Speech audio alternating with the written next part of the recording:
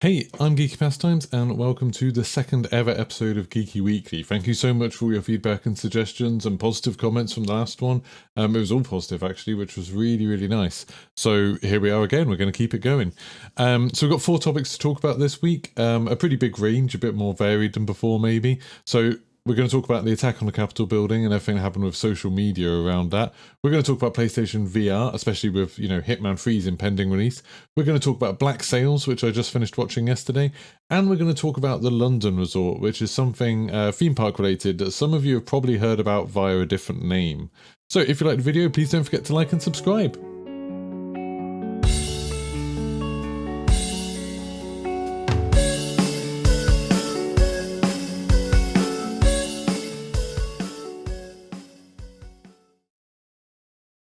So, the first topic I want to talk about today was the attack on the Capitol building in America. Now, this isn't something that I'm going to get into a lot of depth on, kind of what actually happened there and my thoughts on that, partly because there's a weird kind of thing going on, where I'm in the UK, I'm not an American citizen. I've already had, some people on Twitter saying things like, you're not an American, so you're not allowed to talk about this, which I completely disagree with. But I do think there is a kind of element of my voice on what I think of it isn't that useful. It's not something that's needed. Like, if I talk about it, I'm just throwing my opinion out there for the sake of it. What I do think is important, though, and something that I posted about quite a lot on Twitter the day it happened, was the way people try to control how other people talk about stuff like this, and the way sort of politics interacts with, gaming content creators and stuff like that. Now, the reason why what happened with the attack on the Capitol building was important to people outside of America, just for any Americans who are sitting there being like, but why do you care? Like, it's not your country. Is because what was going on was kind of something very anti-democratic. Like, a lot of people care a lot about what happens in the world, what happens in the most powerful countries in the world, because it tends to filter back to other countries. And, there's a certain element of just kind of empathy for those people. So when all of this was happening, it was like, it's upsetting for people, even if you're not in the country that's affected by it, because seeing people do things like that, seeing, a terrorist act being perpetrated is always going to be upsetting. And seeing it done in the name of, trying to spoil an election, trying to disrupt an election, kind of goes against everything that a lot of the world respects and holds very dear. And everyone knows it's fragile. Like, everyone knows the way our civilization works is very, very fragile. So it is an upsetting thing, and it's something that, like, you tend to care about a lot. So anyway, that's all I'm going to say about kind of my thoughts on actual matter. But when I took to Twitter and said a few things about it and tweeted a few things about it, retweeted what other people had said, retweeted stuff that I thought should be read or interesting points of view on it, I immediately had the usual thing that every content creator expects, which is people saying, just stick to politics. And my response to that was just to say no. And that kind of became a kind of interesting, controversial thing. And it wasn't unique to me. It was like basically everybody who said anything about it had an element of this, where there's some people who follow you and they think that they sort of control your brand. They think that because they give you some of their time, I guess, that you now owe them to just do the things that they want. And I hate this. Like, in my streams, I say it quite a lot. I'm almost like, I'm not your performing monkey. The way I see the relationship between me as a content creator and you as somebody who's watching the content is that I'm putting this out there, and if you enjoy it, that's great. But that's it. That's kind of where that relationship ends. Like, if you want me to look at something else, or you want me to talk about something else, I'm always up for people giving me, suggestions or ideas or things like that. But I'm very likely to disagree because, I don't know you and you don't know me. And we will have very different ideas about what kind of I want to do. And I find it very, very annoying. I find it insulting, to be honest, when some people act as though they should be able to decide what you say. And there was one person in particular, there was one person on Twitter that some of you might have seen my sort of back and forwards with him that went on for hours, where he was basically saying like, well, no, Geeky Pastimes is a brand. Like, you're a person, but Geeky Pastimes is a brand, so don't use Twitter for this. It's always a bad idea. You should never do it. And I immediately got my back up because I was like, well, Geeky Pastimes is whatever I want it to be. Like, I am Geeky Pastimes. That's just like a pseudonym I use online. one day it might become a brand in some way, but it's not really. And if it is a brand, it's very much tied to my identity. And so for someone to come out and be like, oh, this is what you are and aren't allowed to say, or this is what is and isn't a good idea, it's very insulting and arrogant and patronizing. I think Pro Reward or someone pointed out to him, he was giving me advice. He was saying, well, if you do this, it's never going to go well for your brand, blah, blah, blah. And it's like, this guy had like 11 followers. And you think, well, I probably know something about getting followers and establishing stuff like that. I've been doing okay over the last year to go from like 0 to 15,000. So for someone else to come along and tell me what to do, I find very, very rude. Like, I find that very arrogant. And this was happening all across the internet, and I've seen people having very much the same kind of mindset with it as I did, I think, across especially the kind of Call of Duty content creators, that essentially their thoughts were, this is something more important than Call of Duty. It's something that we care about, and we want to speak our mind about, want to say what we think about it. And if that's something that like loses us followers or something like that, because people unfollow, maybe because they disagree with our viewpoint or they disagree with us talking about politics, then that's absolutely fine, because that's exactly how that relationship should work. Like, if you're following me and you don't like the content I'm creating, then you can unfollow me. Like, that's entirely how that works. I don't owe you anything, and you don't owe me anything. And that's kind of why I'm always like, I'm always checking my statistics on social media, because I'm it's an unhealthy obsession. And part of me is always a little bit gutted when I notice that I've lost some followers. I've lost some followers on Twitch, I've lost some followers on YouTube one day. But then part of me thinks that's just a natural thing. Like, I unsubscribe from people all the time. It's not because I have anything personally against them. It's just I don't really want to watch their videos anymore. I don't want to watch their streams anymore. And that's absolutely fine. Like, that should be a natural kind of normal thing. And I think like maybe it's a little bit overblown that people think there's more of a connection there than maybe there is. It's obviously worse if people, and I didn't have any of this, just to make this clear. It's obviously worse if people like sub or donate or stuff like that, and then they think they can control you. And I've had a little elements of that in the past, of people who have gifted a lot of subs on Twitch or something like that, and then started telling me what I should do, and got a little bit annoyed if I don't. And it's like, that's not how this works. Like, if you donate to me or anything, that's like a tip. It's brilliant, but it's not going to change how I'm going to act towards you in future. Unless it's, a contractual thing like a Patreon or something, where I'm like, okay, if you do this, then I will give you this. So with everything that was happening with the Capitol building and everything, I think it was a really nice time for a lot of people to kind of reassess and reevaluate what they're using social media for. Like, what do you want out of your content creators, and what do your content creators want to be able to do? Like, what do they want their accounts to be? I get that there's some content creators that completely avoid anything political, and that's fine, because they are more just brands. If you are just a gaming brand, kind of fair enough. If you're a person, I think any kind of social media thing, obviously it's your choice. I think it's okay for people to put their opinions out there. I think it's okay for people to say what they think. With the usual caveats, as long as it's not harmful or inciting hatred or inciting violence or anything like that. But personally, I don't mind. I've seen people who I follow who have posted or talked about on Twitch opinions that I disagree with. And it's not like I've suddenly been like, oh, well, I can't bear to hear that person, so I'm definitely going to unfollow them. But I could if I wanted. It's absolutely fine. So I think that's kind of my message from all of this. My thoughts on all of this, what I concluded, is people should be happier to unfollow people if they want to. Like, that's kind of where I've ended up on, is I really, really don't like any kind of sense of entitlement. I don't think as content creators we're entitled to anything from you lot. And I don't think you lot are entitled to anything from us. I think that's just something, it's like an ongoing relationship that can be ended at any time, because it's so low cost. Like, there's such a low barrier to following or unfollowing someone that it just doesn't matter whether you do or not. Obviously, I hope you stay following me. I would like to have as many followers as possible. But if you don't want to hear me talk about anything to do with politics or anything like that, and it bothers you to see me talk about politics, then not for you, I guess. Hopefully there will be some people who'll be like, no, I do want to hear some politics. I want to hear you ranting about stuff, and that's good too. So the second thing I wanted to talk about today is PlayStation VR. Now, this actually comes from a conversation I was having with Chaos Basilisk a little bit on in some Twitter direct messages. So we were talking about Hitman 3.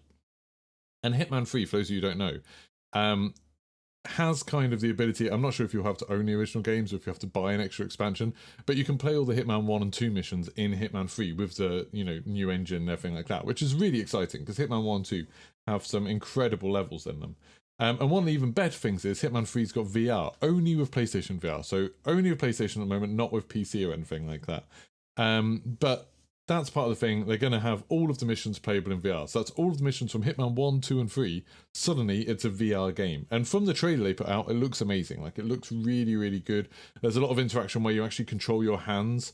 So you can, like, tap people on the shoulder and stuff like that, and, like, throw items and all stuff like that. It looks really fun. But while lots of people, I'm sure, will be excited about that, I don't think people realise what a high barrier to entry there is for that. Like, it's actually pretty tough. If you've got a PlayStation 5 and you want to play Hitman 3 in VR, what you need to do is buy Hitman 3, obviously. Then you need to download Hitman 3, but the PlayStation 4 version. So if you want to play it with nice graphics and everything, you have to download the PlayStation 5 version. And then for VR, download the PlayStation 4 version. Then with your PlayStation VR headset, the only way you can connect that to your PlayStation 5 is with an adapter, because annoyingly, the PlayStation 5 camera doesn't work with PlayStation VR.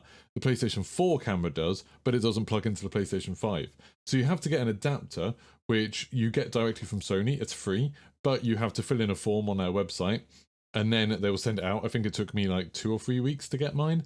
So yeah, you have to get this adapter, and then you can hook it up. So when you're going to play Hitman in VR, you will load up the PlayStation 4 version, connect PlayStation VR and the PlayStation 4 camera to your PlayStation 5 using the adapter, and then it will work, which is a bit of a pain, to be honest. Like, I really wish they made it so PlayStation VR worked with the PlayStation 5 camera. I wish they'd made it so the PlayStation 5 natively just supported PlayStation VR. So you don't have to run the PlayStation 4 version of Hitman. All of this stuff, maybe it might change. By the time it comes out to release, maybe some of this information will be wrong. Maybe they'll make it so you can just run the PlayStation 5 version or something like that. But it's a bit of a pain at the moment. And it's kind of, I am excited about it, but I think when it comes to launch, I'm going to play Hitman 3 on PC and play it all the way through on PC. And then I might go back and do some stuff in VR, just because it's too much of a faff. Speaking of PlayStation VR, though, I do love PlayStation VR. I've spoken quite a lot about how, despite owning, in the past I've owned a Vive, an Oculus Quest, and now I've got an Oculus Quest 2, I still think the PlayStation VR is probably the best VR headset I've had. And the reason for that is sort of two things. One, it's really straightforward compared to the others. Like, it works very, very well for seated or standing stuff. You can't do room scale because you have to kind of be facing the camera at all times. But it works very well, and it's super simple to set up. And the second thing is it's very, very comfortable. Like, all of the weight goes at the back of your head, just sort of like under there. And that means that it's really comfortable to play for a long time. I've spent hours and hours and hours in PlayStation VR, much more than I have with my Oculus Quests or with the HTC one that I had. Just because it's so comfortable. So I do really like PlayStation VR, and it's an old headset now. Like, I'm assuming that they'll bring out something for PlayStation 5. I'm assuming they will do a new VR headset. I just wish it had come out with the console, to be honest, because I really want to play Hitman 3 in VR, and I don't have to wait for so long. Or they could add PC VR to Hitman, that would be good too. Right, the next thing I wanted to talk about is Black Sails. So, Black Sails is a TV show that you can watch all on Amazon Prime at the moment. It's on the Stars network, which I don't know if that's the Stars thing that's coming to Disney Plus or whether it's something completely different. But anyway, it's a pirate TV show, basically. And I was really surprised. I'd heard about it a lot, and friends had told me that it was really, really good. And I always kind of got the impression that Black Sails was kind of cheap and tacky. That it was one of those slightly rubbish TV shows that, it's got a theme and it's stuck with it, and it would have really dodgy effects and dodgy acting with a load of people I've never heard of, and it'd just be bad. Turns out most of that isn't true. It's a really good TV show. It's incredibly well written. The acting's pretty good. There's a couple of slightly dodgier ones, but most of it's really good. And one of the things and the production values are incredible of it. Like, some of the CGI and stuff is amazing, to the point where part of me thinks they actually built a load of pirate ships. It's up there with things like The Walking Dead in terms of how much money seems to have been spent on this sort of thing, or how much it looks like has been spent on it. One of the things that's been most interesting to me about it is that it's very much about real pirates. Now, there's lots of artistic license taken. They wear some ridiculous clothes. The fights are ridiculously over the top sometimes, or, incredibly convenient things happen all the time. But what it does is it takes a load of real pirates, so people who were alive in real life, and sort of uses real elements from their real stories. And then it also takes characters from Treasure Island, and it kind of serves as a prequel to Treasure Island, so you find out about a lot of stuff that sets up the story of Treasure Island, which is a Robert Louis Stevenson book. And that's really interesting, and the way it does that is just brilliant, to the point where, like, as the show goes on, you start seeing more and more pieces fall into place, and you sort of get an idea of where it's all going if you know that story.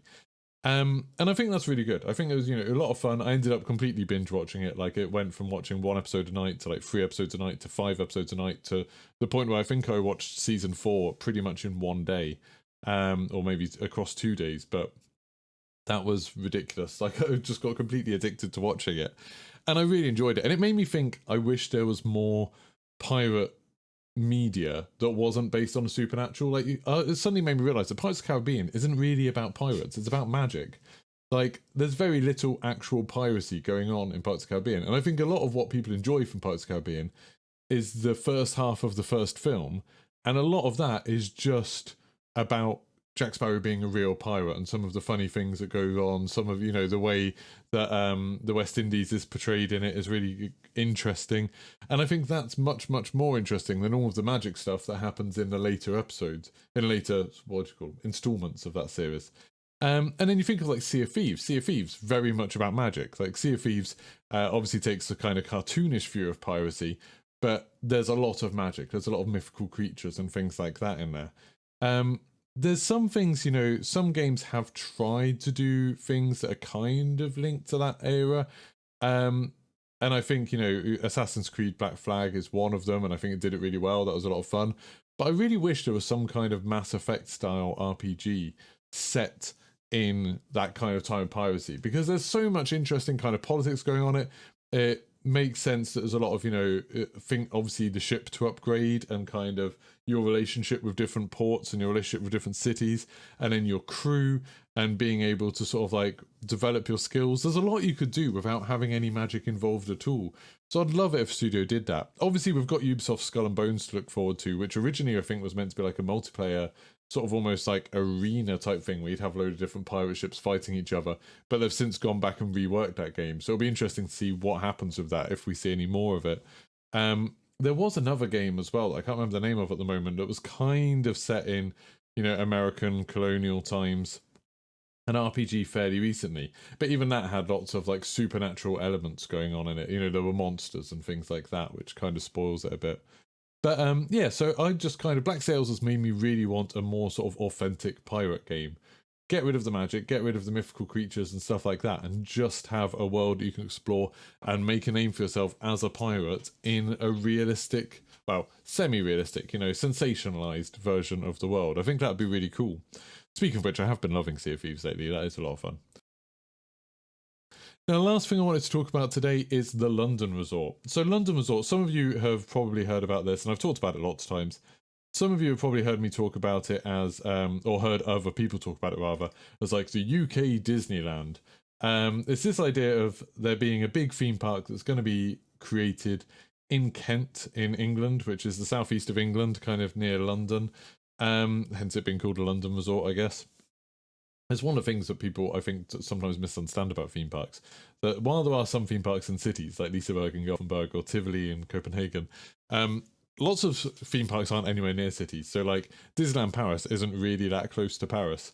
There's quite a lot of those sort of things where theme parks are, obviously because they need space, quite a way out. London Resort is going to be in Kent, which is a little way away from London anyway.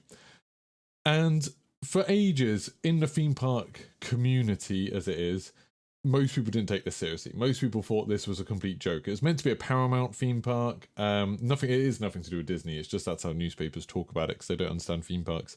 It was meant to be like a Paramount thing, and then it's been at various times unclear as to whether it's mostly going to be rides and roller coasters, like what I think of as a theme park, or whether it's going to be an entertainment complex like the O2, so have like, arenas and shops and restaurants and things like that, or a cinema type thing, bowling alleys. It was really hard to work out what it's meant to be. And for a long while, they've been taking money in investment, and they kept saying, oh, we're going to submit planning permission by this time. We want it to be open by this time. And the dates kept getting pushed back and back and back. So most people thought it was a scam. One of these businesses that gets as much investment as it can, then hits some problem that it, pretends that they couldn't have possibly seen, and then they just fold the business, and all the people who have been working on it were made rich. All the people that invested in it lose all their money. That's kind of what we assumed was going on here. Just before the end of year, though, literally just before New Year's Eve, they submitted planning permission for their park, and they attached a load of concept art to this, and the concept art looks really cool. Obviously it is concept art, this isn't actual plans, these aren't blueprints, this is kind of roughly what they envision it will look like, and it's not even this is what it will look like at opening. I think this is what it would look like after a few years of development. But the actual park looks really cool. There's a lot of roller coasters there. It's very roller coaster heavy. There's a lot of interesting sort of takes on different worlds and themes and stuff like that. And the fact that they've actually put planning permission in is a step closer to this thing maybe becoming real. Now, I'm still very cynical and very skeptical, but I'm really hoping that this is something that they're going to do, that this is something that's going to become real, because in the UK, we've got a real problem with theme parks, that there's a bunch of independent theme parks up north, so things like, Blackpool Pleasure Beach is the big one, but then also kind of like Water Valley and Flamingo Land and things like that. And then you've got Merlin owning the majority of the other theme parks, the bigger ones anyway. So Fort Park, Alton Towers, Chessington, they're all owned by the same company. And this company is sort of notoriously bad for investing into theme parks. They don't train their staff very well. They don't maintain the parks very well. They tend to do these weird little schemes to make more money that never really seem to work out very well for them. And it's really frustrating, because these parks, especially Fort Park and Alton Towers, used to be these amazing parks when we were younger. And they've just sort of stagnated for the last decade or so. Well, we haven't had any major new roller coasters. We haven't had anything spectacular being put in for a long while, which is really upsetting when you look at other parks, like Energylandia in Poland, or the parks in Florida, or even like Portaventura, where you see this incredible investment going into them. Phantasialand, Europa Park, you see all this investment going into them with all of these really interesting and brave ride designs.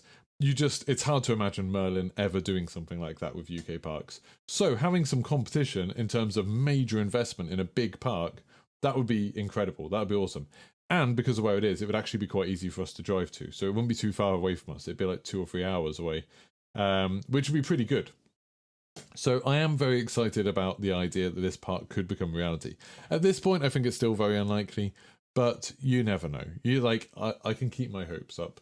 I will keep talking about this every now and then. I might do a video just dedicated to it and going through some of the concept art, just to show you kind of what I'm hoping it will be. But yeah, at the moment it's kind of it's entirely hype. But maybe there'll be some substance to it. There's like a tiny little glimmer of hope there now. Anyway, that was Geeky Weekly for this week. Hope you enjoyed it. Like I said, I keep on thinking I'm going to keep it 15 minutes and it always runs over. But as always, let me know if you've got any feedback, things that you want to see, things that you want to see less of, things that you'd like me to change up a little bit with it. This is an entirely new format for me. This is something completely different. So I would appreciate any and all feedback, would be useful. Also, if there's things that you want to see me talk about ready for next week, please do let me know. Like I said, I might not use them, but it's always good to have sort of a bank of ideas in case I run out of things to talk about. That would be super helpful. So thanks very much for watching. Don't forget to like and subscribe, and I will see you next time. Goodbye.